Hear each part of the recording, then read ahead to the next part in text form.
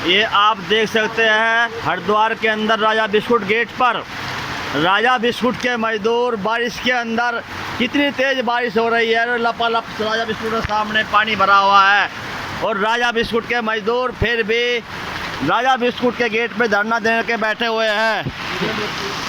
आप देख सकते हैं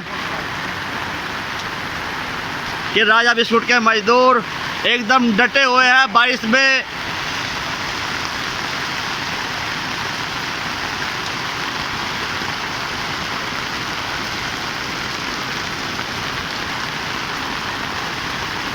ये देखो कितनी तेज बारिश हो रही है, पानी पानी रोड पर हो रहा है।